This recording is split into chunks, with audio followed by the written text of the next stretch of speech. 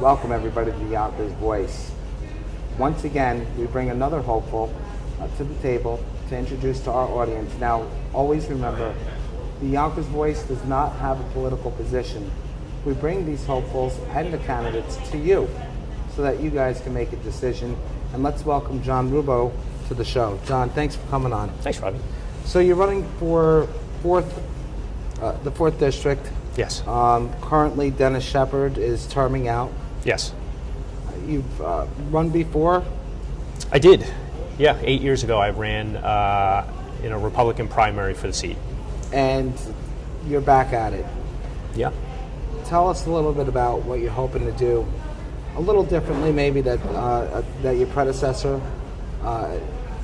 Where are you looking to pick up, and where are you looking to? What are you looking to roll your sleeves up on? Sure. I think there are a lot of issues that are affecting our district right now. And Dennis has done a good job at standing up for the community. There are capital improvement projects that have come before the City Council, which Dennis has gotten behind. We're seeing our streets paved, and Dennis was someone who always took constituent issues very seriously, and that's what's important, to have a voice in City Hall. And so I'd like to continue the hard work that the City Council is doing right now for the next 4 years.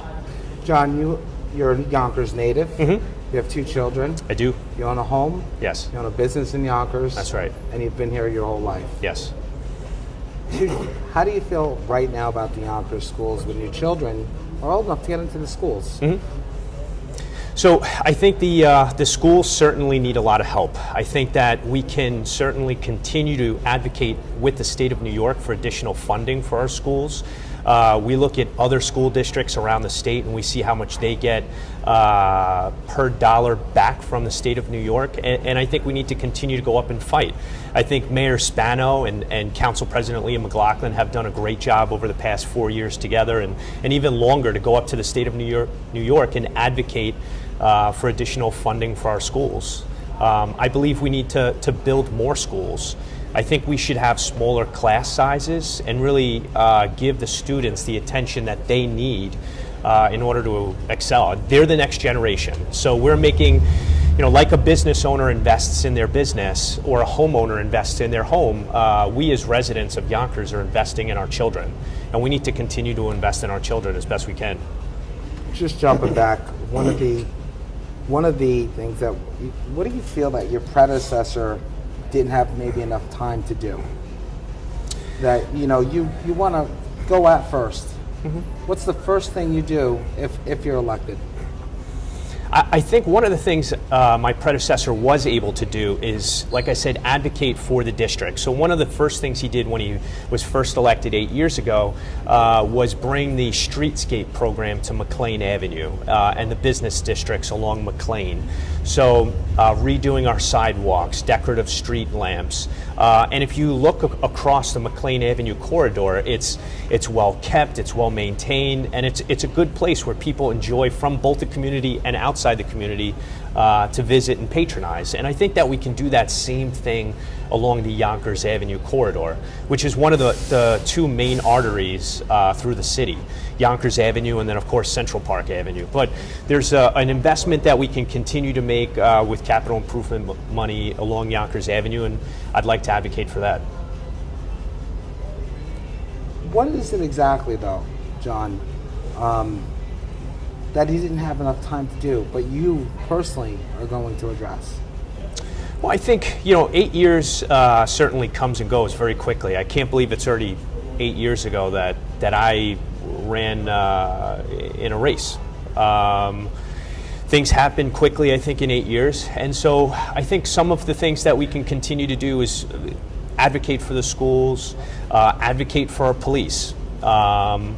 We have one of the largest employers in the city, if not the largest employer in the city, and that's Empire City Casino. It sees a tremendous amount of traffic every single year. And I think it's important that we support the 2nd Precinct and the police precinct and the police officers to do the job that they need to keep crime down. Moving, just one thing we didn't address is what lines you're going to be running on. Mm-hmm. John is going to be running on the Republican line. Correct. You've been endorsed. Yes, by the Republican Party, the Conservative Party, and the Reform Party. Okay, and this is a sought after seat. You know, what areas are your district specifically? Sure. I like to say it's and this is something that Yeah. you know our viewers should be taking a very big interest in. One of the things I always say is a uninformed voter is a dangerous voter. Absolutely. I like to say we have the best district in the city.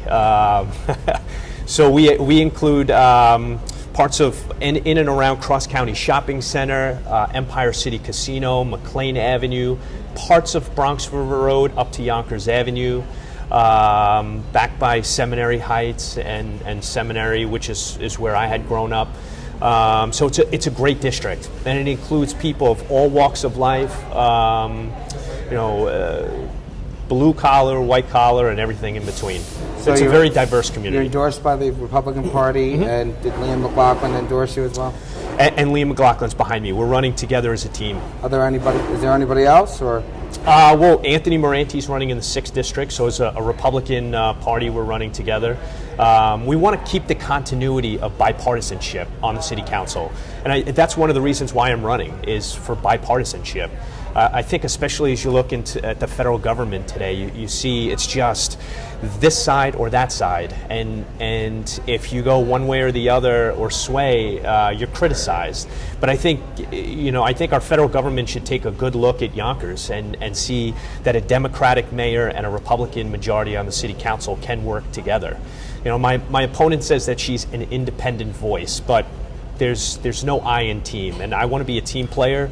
I want to work with the Republican Party and stand by my principles, but really also work with the mayor and the administration to make sure we can continue to do great things in Yonkers. Which brings me to the next question.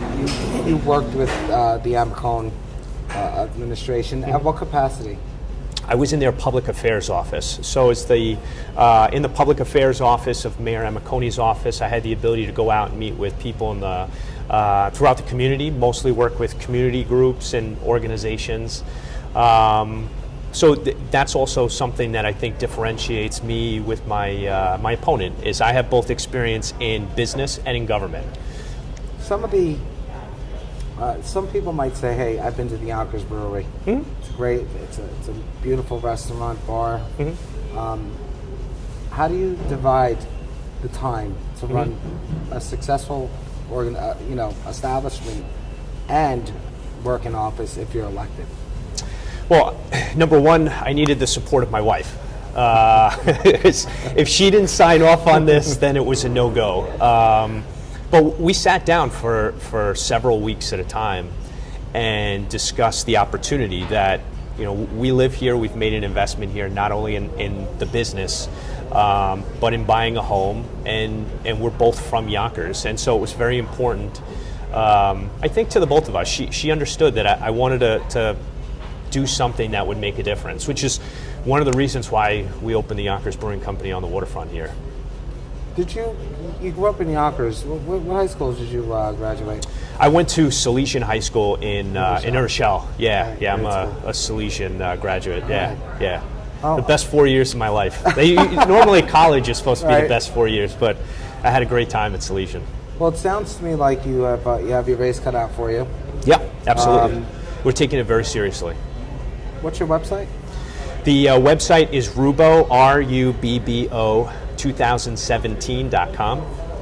Yep, and you can feel free again, to... That's www.rubo2017.com. Yeah. 2017. That's right, and feel free to reach out to me and ask me questions, please. I'm at info@rubo2017.com. I will do my best to answer all of your questions, and if I don't have the answer, I'll ask, and we will get you an answer. And we're going to go ahead and wrap this up. Sure. And one of the things that we love doing is having you address your potential voter. You have your 60 seconds of fame right now. Talk to your audience. Thank you. Talk to your voter. Tell them what John is all about. Thank you. on the Yonkers Voice. Thank you. Well, I first want to thank the Yonkers Voice for the opportunity to have this chance to come out and chat with you. And please, again, if you have any questions, email me at info@rubo2017.com. But I want to make an honest difference in this city. I was born here. I was raised here. My friends and family are here.